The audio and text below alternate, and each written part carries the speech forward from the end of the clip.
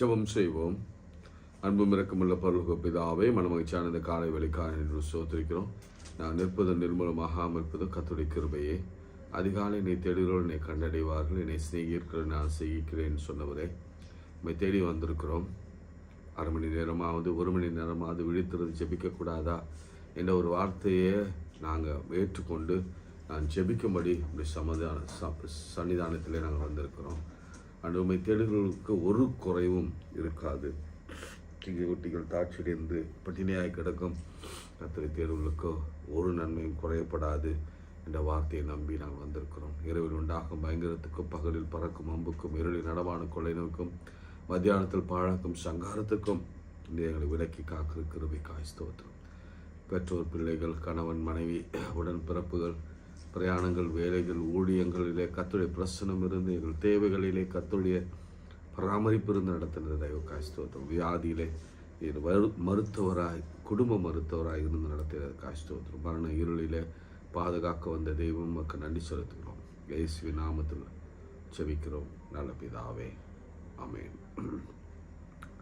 பலிபீடத்தில் என்னை பரணே படைக்கிறேன் இந்த வேலை என்ற பாடலை நாம் பலிபீடத்தில் என்னை பரணே படைக்கிறேனே இந்த வேளை, அடியேனே சிறு சித்தம் போல ஆண்டு நடத்திடுவேன். அடியேனே திரு சித்தம் போல ஆண்டு நடத்திடுவேன். கல்வாரியின் அன்பினையே கண்டு விரைந்தோடி வந்தேன். கல்வாரியின் அன்பினையே கண்டு விரைந்தோடி வந்தேன். கழுவும் திரு ரத்தத்தாலே கரை நீங்க இருதயத்தை, கழுவும் திரு ரத்தத்தாலே கரை நீங்க இருதயத்தை. நீரன்றி என்னாலே பாரில் ஏதும் நான் செய்திட இயலேன். சேப்பீரே வழுவாது என்னை காத்து உமக்காய் நிறுத்தி, சேப்பீரே வழுவாது என்னை காத்து உமக்காய் நிறுத்தி.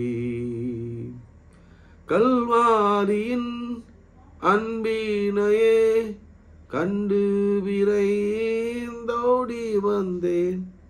கழுவும் திரு ரத்தத்தாலே கரை நீங்க இருதயத்தை. ஆவியோடு ஆத்ம சரீரம் அன்பரே உமக்காக தந்தேன்.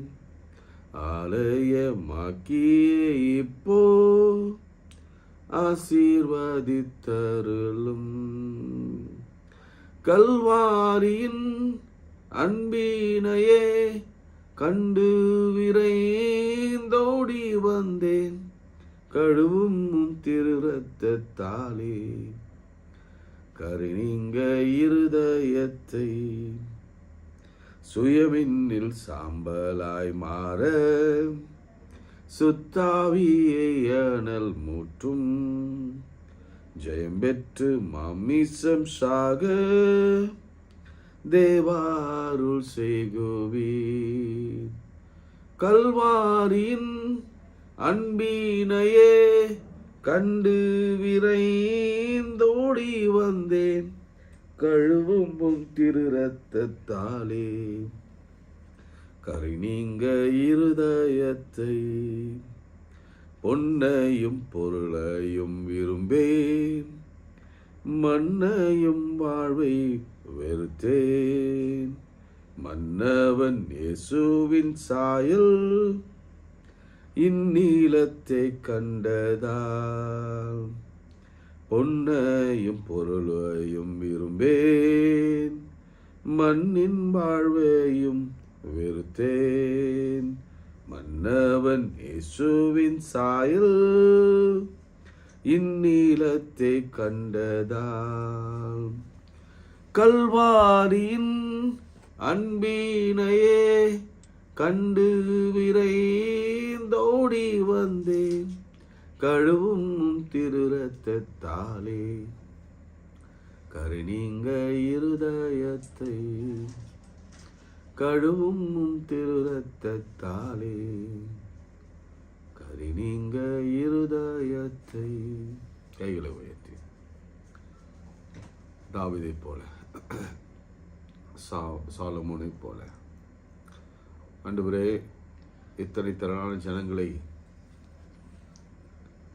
விசாரிப்பதற்கு எங்களுக்கு ஞானமுள்ள இருதயத்தை தான். அப்போது கர்த்தர் சொன்னார், அரிதாய் கேட்டாய் ஞானத்தையும் அதோடு கூட நீ கேளாத ஐஸ்வர்யத்தை உனக்கு தருகிறேன். ஆண்டவரே தழும்புகளாலே குணமாகிறோம். வியாதி பலவீனங்கள் எல்லாம் நம்முடைய கரத்திலே குணமாக்குகிற ஸ்தோத்திரம். இப்போதே ஒவ்வொரு வீடுகளிலும் நம்முடைய கரம் தேவையான பிள்ளைகள் மீது வைக்கப்படுவதாக. கணவன் மனைவி பிரிந்து வாழ நினைக்கிற ஒவ்வொரு குடும்பங்களிலும் கர்த்தருடைய கரம் இறக்குவதாக. பிரிந்து வாழ்வது மனித சித்தம் அல்ல, சேர்ந்து வாழவே அவளை இணைத்திருக்கிறேன். குழந்தை இல்லாத பிள்ளைகளுக்கு இந்த லெந்து நாட்கள் முடிவில் கர்த்தர் ஒரு நல்ல செய்தியை கொடுப்பீராக. ஆண்டவரே, நல்ல செய்தி வந்திருக்கிறதுக்காய் ஸ்தோத்திரம். அப்படியே வேலைக்கான வாய்ப்புகளும் விசாக்களும் கர்த்தர் கொடுப்பீராக. ப்ரொமோஷனையும் டிரான்ஸ்ஃபரையும் கர்த்தர் கொடுப்பீராக. நாங்கள் விரும்பும் ரிசல்ட்டை கர்த்தர் கொடுப்பீராக. இயேசுவின் நாமத்தினால வீடு வாசல் ஏற்படுத்தி கொடுப்பீராக. பிஸ்னஸ் செழிக்கும்படி கர்த்தர் உதவி செய்வீராக. 10th தேர்வு எழுதி முடித்த பிள்ளைகளை கர்த்தர் ஆசீர்வதித்து ஜெயம் கர்த்தரால் வரட்டும். ஆண்டவரே, இறுதி தேர்வு எழுதி கொண்டிருக்கிற எல்லா பிள்ளைகள் மீது கர்த்தருடைய ஆவி இறங்கட்டும். இந்த காலங்களிலே பலவிதமான பலவீனங்கள், ஜுரம், சளி, இரும்பல் போன்றவர்களாலே பாதிக்கப்பட்ட ஒவ்வொரு மக்களையும் கர்த்தர் குணமாக்கி, அடியேனும் குணமாக்கி கர்த்தருடைய வல்லமையினாலே எழும்பி நிற்க உதவி செய்யும். இந்த பரிசுத்த வாரத்தில் உமையே நோக்கி நாங்கள் ஆராதிக்கிற கிருபை இந்த 2 நாட்கள் முடிவடைகிற சூழலில் கர்த்தருடைய மகிமையான ரிசல்ட், ரிவார்டு, ரிப்ளை வருவதற்காய் ஸ்தோத்திரம். அதை நாங்கள் சாட்சியாய் எங்கள் ஜெபத்திலே நாங்கள் சொல்ல போகிறோம். அதுக்காக நன்றி. இயேசுவின் நாமத்தில் ஜெபிக்கிறோம் பிதாவே, ஆமீன். பிரியமானவர்களே, இன்றைக்கு ஒரு இன்ட்ரெஸ்டிங்கான ஒரு கேரக்டரை குறித்து நாம் பார்க்க போகிறோம். இது யார் அந்த இன்ட்ரெஸ்டிங் கேரக்டர்னா, ஜூடாஸ் ஸ்காரியோத், யூதாஸை குறித்து நாம் இன்றைக்கு நாம் பார்க்க போகிறோம். priceless lesson from the disciple of Jesus Christ, Judas, யூதா. அதுக்கு ஜூடஸ், ஓகே, யூதாஸ் காரியோத். யூதாவுடைய மீனிங் என்ன, இஸ்காரியோத் என்றால் என்ன அப்படின்னு கொஞ்சம் நீங்கள் என்ன கண்டுபிடிச்சி அனுப்புங்க. ரெண்டாவது, யூதாஸ் ஒரு யூதன். அவன் இயேசுவினிடத்தில் வரும் முன்பு மக்கபேயர்கள் அப்படின்னு ஒரு ரோம சாம்ராஜ்யத்துக்கு எதிராக ஒரு குழு இருந்தது. இப்போ அவங்கள என்ன சொல்லுவாங்கன்னா, அந்த காலத்தில் டெரரிஸ்ட் எதிர்ப்பு குழு என்று சொல்லுவாங்க. அந்த குழுவில் இவன் ஒரு உறுப்பினராக இருந்தார். அதாவது என்னன்னா, யூதர்கள் தான் யூதர்களை ஆள வேண்டும். அதாவது இஸ்ரேல் மக்களை யூதரில் தான் ஆள வேணும். அது வந்து தாவீதின் வம்சத்திலேருந்து வந்து ஆள வேணும் அப்படின்றதுக்காக ரொம்ப வைராக்கியமாக மக்கபேயர்கள் அப்படின்ற ஒரு இனத்தோடு கூட அவன் இருந்து சில காரியங்கள் அவன் செய்து வந்தான். உங்களுக்கு நல்லா தெரியும், பரபாஸ் ஏன் அவங்க சிலுவையில் கொன்றாங்க. 2 கல்வர்களை பார்க்கலாம். அந்த கல்வன் போட்டிருப்பாங்க, பட் பரபாஸ் என்பவன் அந்த ரோம சாம்ராஜ்யத்துக்கு விரோதமாய் கலகம் பண்ணினான். கள்ளன் அல்ல, கலகம் பண்ணினான். அப்படிப்பட்டவங்களுக்கு மரண தண்டனை கொடுப்பது வழக்கம். சரி, இதுதான் ஒரு பேசிக் பேக்ரவுண்ட் ஆஃப் யூதாஸ் காரியோத். சரிங்களா? சரி, அந்த வெளிச்சத்தில் நம்ம யூதாஸை நாம் பார்க்கலாம். லூக்காவில் நீங்கள் எடுத்துட்டீங்கன்னா எப்படி ஆண்டவர் இந்த 12 பேரை செலக்ட் பண்ணார் என்பதை குறித்து ரொம்ப தெளிவாக எழுதப்பட்டிருக்கிறது. லூக்கா 6ஆம் அதிகாரம் 6ஆம் அதிகாரத்தில்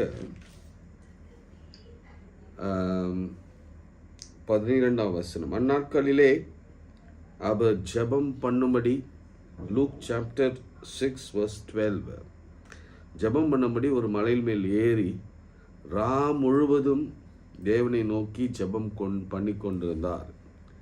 full night, whole night prayer, all night prayer.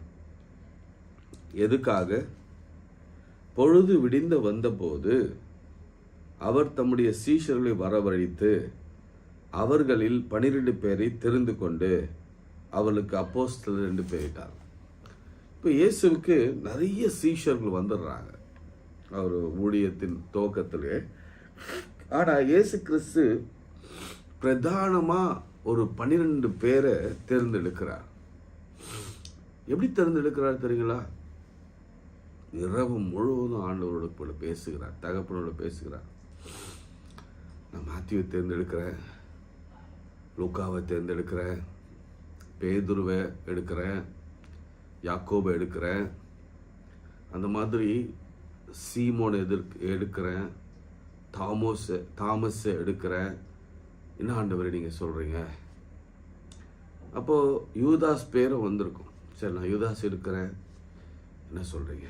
சரி, இவங்களெல்லாம் இருக்கிறாங்க, இதில் பிரதானமாக யாரை நான் வைக்கணும் அப்படின்னு ஆண்டவர்கிட்ட கேட்டபொழுது ஆண்டவர் சொல்லியிருப்பார், அப்போ பீட்டர் கொஞ்சம் அவர் மீனவனாக இருந்தாலும் அவர் அதுக்கு பொருத்தமாக இருப்பார், அவர் தலைமையாக நீங்கள் வைங்க அப்படின்னு சொல்லி ஆவியானவர் பிதா பேசியிருப்பார். சரி, நான் ட்ரெஷர் பதவி யாருக்கு கொடுக்கறது? ட்ரெஷர் யாருக்கு கொடுக்கலாம்? பொருளர் பதவி. அப்போது இன்ஃபேக்ட் 2 பேர் அவர் மைண்டில் தோண்டியிருக்கோம். ஒன்று மேத்யூ டாக்ஸ் கலெக்டர். யூதாஸ் ஆக்சுவலி எந்த வகையிலுமே கணக்கில் அல்லது என்ன சொல்லுது மணியில் சம்மந்தப்பட்டவன் அல்ல. பட் கர்த்தர் என்ன பண்ணார், இந்த 2 பேரும் முன்னாடி இருக்கும் பொழுது கர்த்தர் மேத்யூவை தள்ளிட்டு யூதாஸை தேர்ந்தெடுக்கிறார். இதுலேயும் கூட பாருங்க கர்த்தருடைய சித்தம். நல்ல கவனிங்க. கர்த்தருடைய சித்தம். அவருக்கு அது தெரியாம தான் அப்படி தேர்ந்தெடுத்தாரா அப்படின்னு பார்த்தா இல்லை. கொஞ்ச நாட்கள்லே அவருக்கு தெரிய ஆரம்பிச்சிச்சு. என்ன தெரிய ஆரம்பிச்சிச்சுன்னா, இவன் திருடன் அப்படின்னு சொல்லி, தீஃப், டெவில் அப்படின்னு அவருக்கு தெரிய ஆரம்பிச்சது. நீங்கள் யோவான் எடுத்துக்கிட்டிங்கன்னா, யோவானில் 6ஆம் அதிகாரத்தில் பாருங்கள் 70ஆம் வசனத்தில், இயேசு அவர்களை நோக்கி, 12 உங்களை நான் தெரிந்து கொள்ளவில்லையா? உங்களுக்குள்ளும் ஒருவன் பிசாசாயிருக்கிறான். சீமோனின் குமாரனாகிய யூதாஸ் காரியோத்து 12 ஒருவனுமாய் இருந்தும் தம்மை காட்டி கொடுக்க போகிறான் என்று அறிந்தபடியால் அவனை குறித்து இப்படி சொன்னார். இது ஆரம்பத்திலே அவருக்கு தெரியும். இருந்தாலும் பணப்பைய அவனிடத்தில் அவர் கொடுத்து, நீ தான் ட்ரெஷராக இருக்கணும். நீங்கள் சாதாரணமாக நினைக்கலாம், சாதாரணமாக அந்த ட்ரெஷர் பதவியை நினைக்க வேணாம். நல்லா கவனிங்க. ஜீசஸ் மினிஸ்ட்ரி ஸ்மால் மினிஸ்ட்ரி இல்லை. இயேசு கிறிஸ்துவின் ஊழியம் ஏதோ ஒரு சின்ன ஊழியம் நினச்சிங்கன்னா உங்கள் கற்பனையில் அப்படி வச்சுக்காதீங்க. அதை அவரோட ஊழியம் வந்து பெரிய ஊழியம். எக்ஸாம்பிள் சொல்லட்டுங்களா உங்களுக்கு? இஸ்ரேல் தேசம் எவ்வளோ பெரிய தேசம். சமாரியா, யூதேயா, எருசலேம் நகரம், ரோமர்கள் ஆண்ட இடம். அதில் ஒரு ஊழியத்தை சின்னதாக ஸ்டார்ட் பண்ணி கொஞ்சம் பேர் வந்து சேர்றாங்க. அதில் 12 பேரை பெரும்பான்மையானவர்களை அவர் அப்போஸ்தலராக மாற்றி 70 பேர், 120 பேர். அதுக்கப்புறம் அவரை ஆதரிக்கிற, அவருக்கு டொனேட் பண்ணுற, அவர் ஊழியத்தை தாங்குகிற, ஏன் லீடர்ஷிப்பில் இருக்கிற சில பெண்கள். இப்போது நான் இப்போ சொல்கிறதே எங்களுக்கு புரியும்னு நினைக்கிறேன். 12, 70, 120 அண்ட் தென் எப்படி போகுதுன்னு அவர் ஊழியம் கிராமங்கள்லாம் போகும்பொழுது குறைஞ்சது 4000 பேர், குறைஞ்சது 5000 பேர். அப்போ நீங்கள் 5 அப்போ 2 மீன் நிகழ்ச்சியை நீங்கள் பார்க்கலாம். எவ்வளோ பேருக்கு சாப்பாடு போட்டாங்கன்னு உங்களுக்கு தெரியும். ஆண்கள் மாத்திரம் 5000 பேர். எப்பவுமே ஆண்களுடைய கால்குலேஷன். அப்போ பெண்கள் எவ்வளோ பேர்? திருப்பி ஒரு 5000. பிள்ளைகள் எத்தனை பேர்? 2 பிள்ளைகள்லாம் 10,000. 20,000 பேருக்கு சாப்பாடு கொடுக்கணும்னா அந்த அற்புதத்தை விட்டுருங்க. அவர் மினிஸ்ட்ரியுடைய வேல்யூ பாருங்கள். அவங்க பர்ஸில் காசு எப்பொழுதும் இருக்கும். எங்கெல்லாம் மினிஸ்ட்ரி போகிறாரோ அங்கெல்லாம் அந்த மக்களுக்கு ப்ரொவைட் பண்ணணும். மினிஸ்ட்ரி வந்து சாதாரண விஷயம் இல்லை. உங்களுக்கு தெரியும், மணி இல்லாமல், ஆட்களுடைய ஒத்தாசை இல்லாமல் எந்த மினிஸ்ட்ரியும் சோபிக்க முடியாது. பிரியமானவர்களே, இப்போ நம்ம இந்த ஏர்லி மார்னிங் ப்ரேயர் கூட இதை இன்னொரு மேலே ஒரு நிலைக்கு கொண்டு போகணுன்னா நமக்கு பொருளாதாரம் மிகவும் அவசியமாக இருக்கிறது. அப்படி தான் இயேசுவின் காலத்தில் நிறைய மணி இன்வால்வ் ஆகியிருந்தது. ஆனால் ஒரு கட்டத்துக்கு மேலே இயேசு கிறிஸ்து கொஞ்சம் யூதாஸை தள்ளி தான் வச்சார். இவன் கிரீடியாக இருக்கிறான்,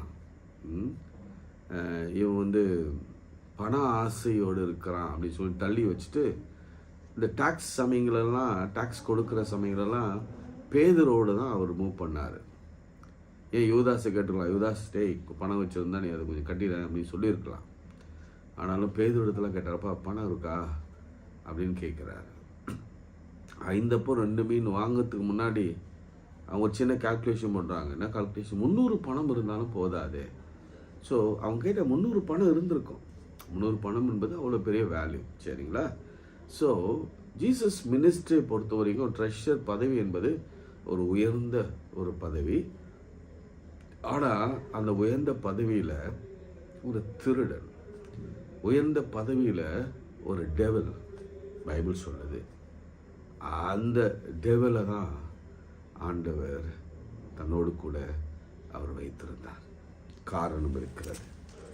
இந்த காரணங்களை தான் நாம் இன்னைக்கு ஒரு 3 குறிப்பை நம்ம பார்க்க போகிறோம். நாளைக்கு ஒரு 3 குறிப்பை நான் உங்களுக்கு சொல்ல போகிறேன். அநேகருக்கு டாங்கி ரொம்ப ஆசீர்வாதமாக இருந்திருக்கும். நீங்கள் ஷேர் பண்ணுறதை நிறுத்திட்டீங்கன்னு நினைக்கிறேன். தயவுசெய்து ஷேர் பண்ணுங்கள். அநேகருக்கு Easter, Good Friday, Maundy Thursday அப்படின்னா நமக்கு மனசில் நம்ம குழந்தைகளுக்கு நம்ம கற்றுக் கொடுக்க வேண்டிய ஒரு கேரக்டர் எதுனா டாங்கி. டாங்கி, அ கோல்ட்.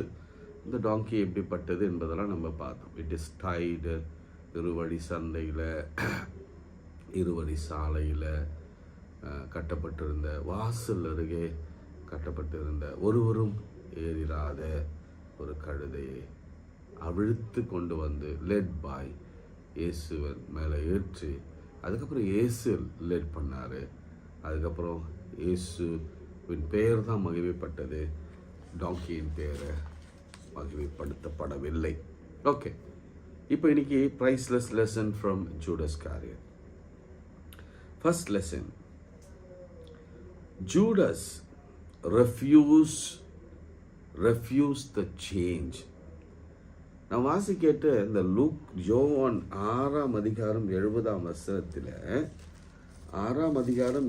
வசனத்தில் அவர் ரொம்ப வெளிப்படையாக சொல்கிறார். இயேசு கிறிஸ்து எப்பொழுதுமே மறைஞ்சு பின்னாடி பேசுகிறவர்கள. நான் ஏற்கனவே இது ஒரு முறை சொல்லியிருக்கிறேன். பின்னாடி பேசுகிறவர்கள 12 டிசைபிள்ஸ் இருக்கிறாங்க. அவங்கள பேசிக்கொண்டிருக்கிறாங்க. இங்கே நீங்கள் முன்னாடி வாசின்னு அவங்களுக்கு தெரியும். இந்த 12 டிசைபிள்ஸ் பேசிக்கொண்டிருக்கும் போதே சொல்கிறாரு, நான் தெரிந்து கொள்ளவில்லையா, உங்களில் ஒருவன் பிசாசாக இருக்கிறான். அது சீமோன் குமாரனாகிய யூதாஸ் காரியத்து அவன் 12 பேரில் ஒருனா இருந்தால் அவனை பற்றி தான் சொன்னார். அப்போது அவன் சுதாரித்திருக்க வேண்டும். ஐயோ, ஆண்டவர் கண்டுபிடிச்சாரு, ஐயோ நம்ம இனி சேஞ்ச் ஆகிடணும், ஐயோ ஆண்டவர் பார்வையில் வெளிப்பட்டுருச்சு, நம்ம சேஞ்ச் ஆகணும். ஒரு இடத்துல நல்லா சொல்வார், அவன் திருடனாக இருக்கிறான்.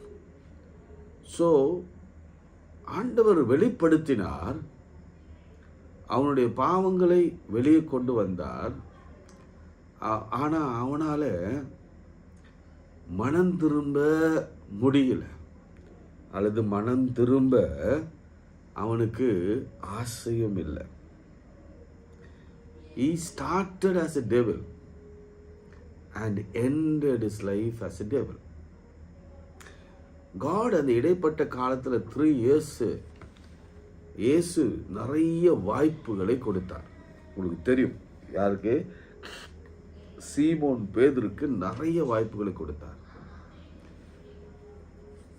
ஏன் சீமோன் பேதுருங்க எடுக்கிறேன்னா, சீமோனும் இயேசு சீமோனு சாத்தான்னு சொன்னார்.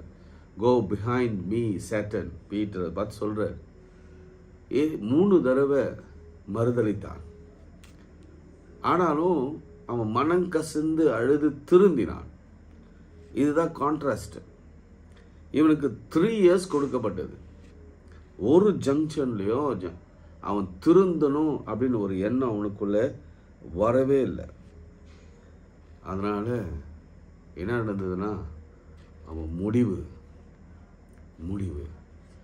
எப்படி வந்தானோ அப்படியே போயிட்டான். ஒரு சேஞ்ச் கூட இல்லை. ஃபர்ஸ்ட் பாயிண்ட் நமக்கு கற்றுக்கொள்ள வேண்டிய பாடம் என்னன்னா, நாமும் கூட யூதாஸ் மாதிரி தான். நான் சொன்ன டாங்கி மாதிரி தான். நம்மளும் டாங்கி தான், நாமும் யூதாஸ் தான். ஆண்டவர்கிட்ட வரும்பொழுது எல்லாரும் பாவம் செய்து தேவ மகிமையற்றவர்களாய் மாறினோம். அதுதான் வசனம் சொல்லுகிறது. நம்ம பாவம் செய்ய நமக்கு பலவிதமான சூழல்கள் ஏற்படுத்தப்பட்டு இருக்கிறது. ஆனாலும் பவுன்ஸ் பேக் ஆகணும். ஐயோ நான் பாவத்திலே உட்காந்துருப்பேன் அப்படின்லாம் நின்னீங்கன்னா நம்ம முடிவு நரகம்தான். முடிவு சமாதானம் இல்லை. முடிவு பாவக்குழி தான். முடிவு வறுமை தான், பிரச்சனை தான், துன்பம் தான். ஆண்டவர் சுட்டி காட்டும் பொழுதே, எப்பா தம்பி உன் உள்ளத்தில் ஒரு டெவல் இருக்கு, தம்பி நீ நினைக்கிறது தவறு, மகளே நீ நினைக்கிறது தவறு, உன் ஆட்டிடியூட் தப்பு, உன்னுடைய மாரலிட்டி, உன்னுடைய வாழ்க்கையில் நடந்து கொள்கிற மொராலிட்டி தப்பு, உனக்குள்ளே இருக்கிற ஸ்பிரிட் அது வேறு விதமான ஸ்பிரிட்டு, மனமாறு அப்படின்னு அவர் எச்சரிக்கும் பொழுதே அந்த எச்சரிப்பின் சத்தத்தை நம்ம கேட்டு மாறிடணும். சங்கீதத்தில் அழகான ஒரு வசனம், குமாரன் கோபம் கொள்ளாமல் இருக்க அவர் பாதத்தை அனுதினமும் நாம் முத்தம் செய்ய வேண்டும். அதனால ரொம்ப கேர்ஃபுல்லாக நாங்கள் உங்களுக்கு சொல்கிற முதல் காரியம் என்னென்னா, இந்த லெந்து நாட்களின் முடிவில் நம்ம முடிக்க போகிறோம். அதனால் ஒரு சின்ன சின்ன குறைகள் நமக்குள் இருக்கும்னா, வேற்றுமையான எண்ணம், பாவங்கள், லஸ்ட்டு அல்லது கீழ்ப்படியாமை, பெருமை, திருட்டுத்தனம் எல்லாம் இருக்கும்னா, ஆண்டவர் வெளிப்படுத்துகிறாருன்னா உடனே திரும்பணும், மனம் திரும்பணும். வாய்ப்பு உங்களுக்கு 3.5 years கொடுக்கப்பட்டிருக்கிறது. யாருக்கு? யூதாஸ் கொடுக்கப்பட்ட மாதிரி. பேதருக்கு அவ்வளோ வாய்ப்பெல்லாம் இல்லை. அவனுக்கு ஒரு 2 daysலேயே அவன் மனம் மாறினான். 3 days, இன்ஃபேக்ட் 2 daysல கூட இல்லை. அன்னைக்கே மனம் கசந்து அழுது ஆண்டவரிடத்தில் ஓடி வந்துட்டான். அப்படி நீங்கள் வரணும்படி ஆண்டவர் உங்களை அழைக்கிறார். Second point, Judas wanted to give Jesus something, but not everything. யூதாஸ் இயேசுவிடத்தில் எதையோ கொடுக்க விரும்பினா, ஆனால் எல்லாத்தையும் கொடுக்க விரும்பல. எழுதி வச்சுக்கோங்க, எனக்கு தமிழில் அவ்வளோதான் டிரான்ஸ்லேட் பண்ண வந்தது. Judas wanted to give Jesus something, but not everything. யூதாஸ் இயேசுவிடத்தில் ஏதோ கொஞ்சம் கொடுக்க விரும்பினா, ஆனால் எல்லாத்தையும் கொடுக்க அவனுக்கு விருப்பம் இல்லை. நான் எக்ஸ்பிளைன் பண்ணுறேன் உங்களுக்கு. மார்க்கு 14ஆம் அதிகாரம், மார்க்கு 14ஆம் அதிகாரம் 4ஆம் வசனம். Mark chapter 14 verse 4. எடுத்து ரிப்பீட்டிங்களா? Jesus Christ. 4. அப்பொழுது சிலர் தங்களுக்குள்ளே விசிரமடைந்து, இந்த தைலத்தை இப்படி வீணாய் செலவழிப்பானேன், இதை 300 பணத்திற்கு அதிகமாய் கிரயத்துக்கு விற்று தரித்திரத்துக்கு கொடுத்திருக்கலாமே என்று சொல்லி அவளை குறித்து முறுமுறுத்தாள். இயேசு அவர்களை நோக்கி, அவளை விட்டுவிடுங்கள், ஏன் அவளை தொந்தரவு செய்கிறீர்கள்? எடுத்து நற்கிரியைகளை செய்திருக்கிறாள், தரித்திரர் எப்பொழுதும் உள்ளத்தில் இருக்கிறார்கள். சரி, இந்த நிகழ்ச்சியில் இந்த வேஸ்ட் ஆயிடுச்சு அப்படின்னு சொன்னது யாருன்னா யூதாஸ் காரியத். உங்களுக்கு தெரியும், நீங்கள் அந்த டெக்ஸ்ட்டை எடுத்து நீங்கள் கொண்டு வாங்க, நான் இந்த டெக்ஸ்ட்லேருந்து உங்களுக்கு நான் விளக்குகிறேன். இந்த பெண்மணி எடுத்துக்கொள்ளலாம். இந்த பெண்மணி பற்றி எங்கெல்லாம் சுவிசேஷம் அறிவிக்கப்படுகிறதோ அங்கெல்லாம் பேசப்படும் ஆண்டவர் சொன்னார். ஏன்னா இவங்க தனக்குன்னு, தன்னுடைய திருமண வாழ்வுக்குன்னு, தன்னுடைய எதிர்காலத்து ஃப்யூச்சருக்குன்னு வைத்திருந்த அந்த நலதம் என்னும் தைலம், இது 1 year வேஜஸ்க்கான பணம் அதில் இருக்குது. 1 year வேஜஸ் சும்மா இல்லை, அவ்வளோ காஸ்ட்லியான ஒரு சென்ட் அது. 1 year வேஜஸ்ன்னு பார்த்துங்க. அந்த மேரி வந்து கல்யாணம் பண்ணி குழந்தெல்லாம் பெற்றெடுத்து கல்யாணத்துக்கு செலவெல்லாம் வச்சுக்கிட்டு ஒரு வீடெல்லாம் வாங்கி அப்படிலாம் இருக்கலாம். ஏதோ ஒன்று கொடுக்க வரல, தன்னிடத்தில் இருக்கிறது எல்லாவற்றையும் கொடுக்க வந்தார். ஃபார் இன்ஸ்டன்ட், இன்னும் விளங்குற மாதிரி சொல்கிறேன், இயேசு கிறிஸ்து காணிக்கை பெட்டியில் ஒரே ஒரு முறை தான் உட்கார்ந்தார். காணிக்கை பெட்டிக்கு முன்னாடி ஒரு ஏழை விதவி வந்து தன்னிடத்தில் இருக்கிற எல்லாவற்றையும் 2 காசு போட்டுட்டான். அவன் நாளை தினத்தை பற்றி கவலைப்படல, மதியானத்தை பற்றி கவலைப்படல, நைட்டை பற்றி கவலைப்படல. கர்த்தர் பார்த்துப்பார்.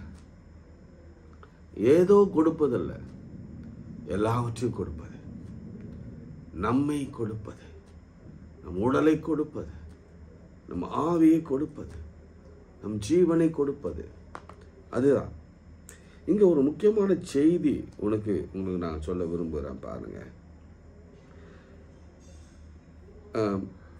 ஆக்சுவலி யூதாஸ் இயேசுவிடத்தில் வந்த பொழுது, சேர்ந்த பொழுது அவனுக்குள்ள, சரி நான் இயேசு டிசைபிள் ஆயிட்டு நான் என்ன செய்கிறேன், அவரோட கூட ஊழியம் செய்ய போகிறேன். ஆண்டவர் என்ன செய்கிறார், 2 பேரை அழகாக அனுப்புகிறார். இவனும் போயிட்டு பிசாசை துரத்துறான், வியாதேசரை சுகமாக்குறான், நிறைய அற்புதங்களை செய்கிறான். அவனும் கூட வந்து சொல்கிறான், ஐயா எங்களை பார்த்து பிசாசெலாம் நடுநடுங்குச்சு, வியாதிகள்லாம் சுகமாச்சு அப்படிலாம் சொல்லி இயேசு கிறிஸ்து அவ்வளோ ட்ரெயின் பண்ணி அவ்வளோ வல்லமையை கொடுத்து அவளை அனுப்புகிறார்.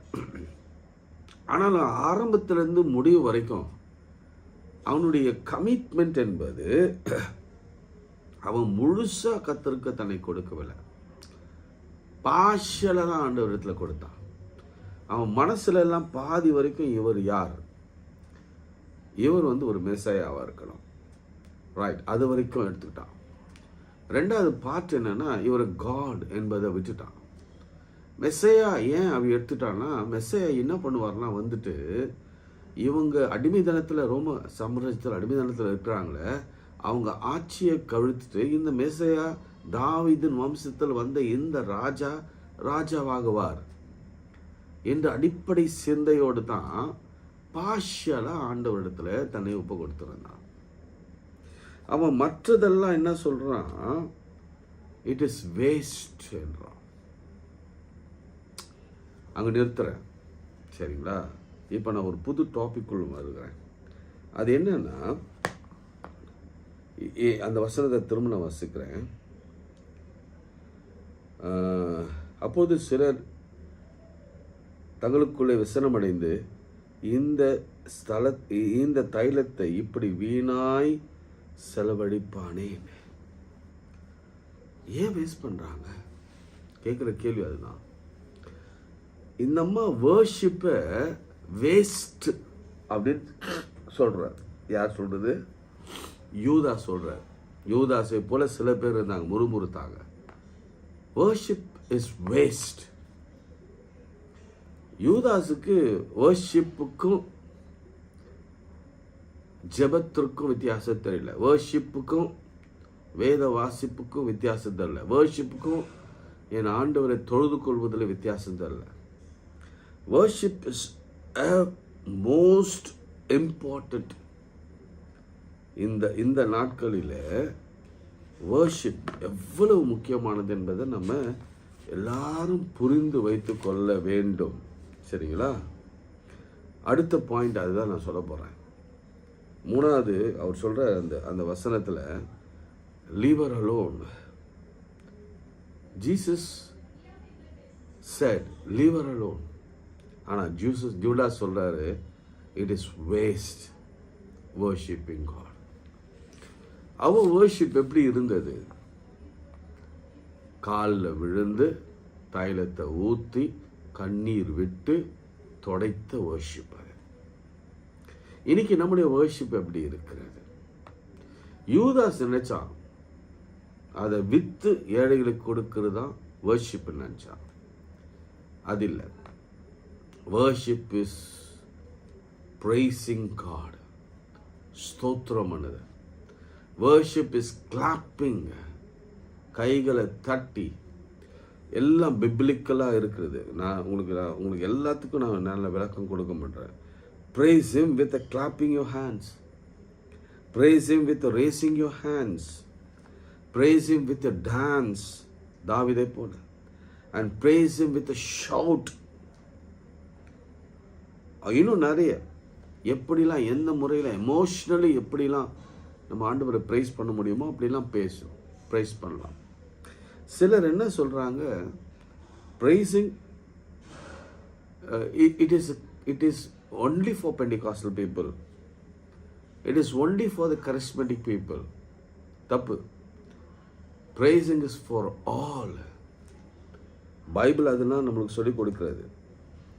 Praising is for all. கர்த்தரை துதிக்க வேணும், கர்த்தரை மகிமைப்படுத்த வேணும், கர்த்தரை உயர்த்துகிற எந்த ஸ்தானத்திலும் கர்த்தர் நம்மை ஆசீர்வதிக்க. pouring into Jesus feet. அதுதான் praising. இன்னைக்கு இந்த லெந்து நாட்களில் நாம் இந்த ஹோலி வீக்கில் கற்றுக்கொள்ள வேண்டிய ஒரு முக்கியமான 3 பாடம். priceless lesson from Judas Iscariot. very very priceless. அந்த லெசன் நமக்கு ரொம்ப அவசியமாக இருக்குது. யூதாஸ் தெரிந்து கொள்ளப்பட்டவன், ஆனாலும் ஆண்டவரை முழுசுமா அவன் ஏற்றுக்கொள்ளவில்லை. Judas refused the change in his life. இன்னைக்கு ஒரு நாம் அப்படி இருக்கலாம், அல்லது நம்ம குடும்பத்தில் இருக்கிற உறவுகள் அப்படி இருக்கலாம். ஆண்டவர் okay Christian, I am Christian, okay then, but inner change அதெல்லாம் எனக்கு அவசியம் இல்லை, அதான் அவசியம் இல்லை. But namesake I am Christian. அப்படிதான் அப்போஸ்தலராக இருந்தான், 12 பீப்புளில் ஒருத்தராக இருந்தான். ஆனால் முழுசான ஒரு மாற்றம் அவனுக்குள்ளே எப்பொழுதும் இல்லவே இல்லை. டெவலாக ஆரம்பித்தான், டெவலாகவே கடைசியில் ஹேங் பண்ணின்னு இறந்து போனான், டெவலாகவே மாறி போனான். Secondly, Judas wanted to give something to Jesus Christ, but not everything. சில நேரங்களில் நம்ம நேரத்தை கொடுக்கறதுல கூட சுணுக்கம் காட்டுறோம், வேதம் வாசிக்கிறதுல சுணுக்கம் காட்டுறோம், ஜெபிக்கிறதுல சுணுக்கம் காட்டுறோம். முழுசாக நம்ம கொடுப்பதில் இல்லை. மரியாதை போல, அந்த ஏழை விதவை போல ஃபுல்லாக 100% ஆண்டவர் கொடுத்துடணும். மைண்ட், சோல் அண்ட் பாடி, நம்முடைய பொண்ணு, பொருள் எல்லாத்தையும் ஆண்டவருக்கு கொடுத்து பாருங்கள். நம்ம எவ்வளவு கொடுக்குறோமோ அவ்வளவு எடுப்போம். ஏன்னா நீங்கள் மைண்டை கொடுத்தீங்கன்னா ஞானம் வரும், பாடியை கொடுத்தீங்கன்னா ஸ்ட்ரென்த் வரும், ஸ்பிரிட்டை கொடுத்தீங்கன்னா ஸ்பிரிட்டில் என்ரிச் ஆவீங்க, வெல்த்தை கொடுத்தீங்கன்னா பெரிய பெரிய பெரிய பெரிய பெரிய வெல்த்து திரும்ப உங்களுக்கு வந்து சேரும். கொடுக்க கொடுக்க கொடுக்க நீங்கள் எவ்வளவு பெருசாக போகிறீங்கன்னு நான் உங்களுக்கு கற்றுக் கொடுக்க அவசியம் இல்லை. நீங்கள் கொடுத்து பாருங்கள், அப்பொழுது கர்த்தர் உங்களுக்கு திரும்ப கொடுப்பார். Thirdly, worship is not a waste. Judas thought worship is waste. நீங்கள் ரொம்ப சைலண்ட்டு கிறிஸ்டினாக போயிட்டு உட்காந்துட்டு ரொம்ப டிசிப்ளினாக கைகளை கட்டி சைலண்ட்டாக உட்காந்துட்டு வர கிறிஸ்டினாக இருந்தீங்கன்னா யூ ஹாவ் டு சேஞ்ச். ஆண்டவர் அப்படிப்பட்ட வர்ஷிப் அவர் விரும்பலை. ஆண்டவர் விரும்புறதெல்லாம் எமோஷ்னல் பாண்டேஜ், ரிலேஷன்ஷிப், அவரோட கூட வைத்துக்கொள்கிற அந்த உறவு, திக் பாண்டேஜ். அது திடீர்னு கை தட்டணும்னு தோணும், தட்டுங்க. விசில் அடிக்கணும்னு தோணும், அடிங்க. டான்ஸ் ஆடணும்னு தோணும், டான்ஸ் ஆடுங்க. கத்தி பாடணும்னு தோணும், கத்துங்க. அப்படி நம்ம ஆண்டவருக்கு ப்ரைஸ் பண்ணி கைகளை தூக்கி, சாலமோனை போல நிறைய வசனம் தெரியும். மோசே தூக்கினான், சாலமோன் தூக்கினான். அப்படி வசனத்தோடு கூட நம்ம ஆண்டவரை வர்ஷிப் பண்ணும் பொழுது நிச்சயமாகவே நம்ம யூதாசை போல அல்ல, மற்ற 11 சீஷர்களை போல நாம் ஹிஸ்ட்ரியில் இடம் பண்ணுவோம். வாழ்க்கையில் நீங்கள் நல்லா கூர்ந்து பார்த்தீங்கன்னா ஸ்தேவானை தவிர மீதி எல்லாரும் நிதித்து வாழ்ந்து சபைகளை கட்டி இன்னைக்கு பார்க்குற எல்லா கிறிஸ்டியன், உலகம் எங்கும் இருக்கிற யூனிவர்ஸில் இருக்கிற கிறிஸ்டியனை உருவாக்கினவங்க அந்த 11 டிசைபிள்ஸ். சின்னவங்க தான், ரொம்ப சின்னவங்க. கர்த்தர் பயன்படுத்தினார். அவங்க கர்த்தருக்காக எல்லாவற்றையும் கொடுத்தாங்க. கர்த்தர் அவளுக்கு எல்லாவற்றையும் திருப்பி கொடுத்தார். ரொம்ப சந்தோஷமாக இருந்து உலகத்தில் போனாங்க. நீங்கள் கொடுப்பீங்களா? சொல்லலாம். அன்பு விரக்கமுள்ள பரலோக பிதாவே, நான் யூதாசை போல இராதபடிக்கு உம்மை போல நாங்கள் வளர உதவி செய்யும். எல்லாவற்றிலும் உண்மையிலே வளர உதவி. இன்றைக்கு கூட சரீரத்தில் ஒரு மாற்றம் வேணும், இருதயத்தில் பிள்ளைகள் மத்தியில் ஒரு மாற்றம் வேணும் என்று கலங்குகிற ஒவ்வொரு பிள்ளைகளுக்கும் கர்த்தர் அற்புதம் செய்வீராக. திருமணத்தில் இது ஒரு தடை, அதை மாற்றி அமைங்க. நிறைய ப்ரேயர் ரிக்வெஸ்ட் வந்து கொண்டிருக்கிற கர்த்தாவே, இந்த ப்ரேயர் ரிக்வெஸ்ட் எல்லாம் நீர் ஆமென்றும் ஆமேன் என்றும் ஆன்சர் பண்ணுவீராக. இந்த ஜெபத்தில் கலந்து கொண்டிருக்கிற கொள்ளுகிற ஒவ்வொரு பிள்ளைகளுக்கும் கர்த்தர் அற்புதம் செய்யுங்க. ஒருவரையும் தனியாக விட்டுறாதீங்க, குறையில் விட்டுறாதீங்க, கடலில் விட்டுறாதீங்க. அடையனுடைய பலவீனத்தையும் கர்த்தர் பாற்றி அமைங்க. எல்லாம் சளியில் ஜுரத்தில் பாதிக்கப்பட்டிருக்கிற ஒவ்வொரு மக்களையும் கர்த்தர் குணமாக்குங்க. தொண்டை வலியில் பாதிக்கப்பட்டிருக்கிற ஒவ்வொரு மக்களையும் கர்த்தர் குணமாக்குங்க. இந்த ஜுரத்தை முற்றிலுமாக நீக்கி போடுங்க. இந்த ஊழியத்துக்காக தாங்குகிற ஒவ்வொரு பிள்ளைகளையும் ஆசீர்வதிங்க. தாங்குகிறவர்களை எழுப்புங்க. எங்களோடு கூட இந்த நாள் முழுவதும் இருங்க. எங்களுக்கு தேவையான நல்ல செய்திகள் வரட்டும், அதிசயங்கள் நடக்கட்டும். இன்னும் கொஞ்ச நாள் தான் இருக்குது. திருமணத்துக்கான வாசல்கள் திறக்கப்படட்டும். நல்ல பிள்ளை வரட்டும், நல்ல மகள் வரட்டும். கடன்கள் எல்லாம் அழைக்கப்படுகிற ஒரு புதிய அற்புதமான ஒரு செய்தி வரட்டும். இயேசுவின் நாமத்தினால எங்கள் வாழ்க்கையில் ஒரு மாற்றம், டிரான்ஸ்ஃபர், எங்கள் வாழ்க்கையில் ஒரு முன்னேற்றம், ப்ரமோஷன், எங்கள் வாழ்க்கையில் ஒரு அற்புதம் நடத்துங்க. நல்ல ரிசல்ட்டுக்காக காத்திருக்கிறோம், நீட்டுக்காக காத்திருக்கிறோம். அதில் அற்புதங்கள் செய்யுங்க. குழந்தைகளை பலப்படுத்துங்க, காத்து நடத்துங்க. சருமத்தில் இருக்கிற வியாதிகள் எல்லாம் மாற்றுங்க. இயேசுவின் நாமத்தில் ஜெபிக்கிறோம் பிதாவே, ஆமென். நமது ஆண்டவராக இயேசு கிறிஸ்துவின் கிருபை, பிதாவாகிய தேவனுடைய அன்பு, பரிசுத்த ஆவியின் ஐக்கியம் நம் அனைவரோடும் இன்னும் சதாக்கள் நிலைத்திருப்பதாக. ஆமென்.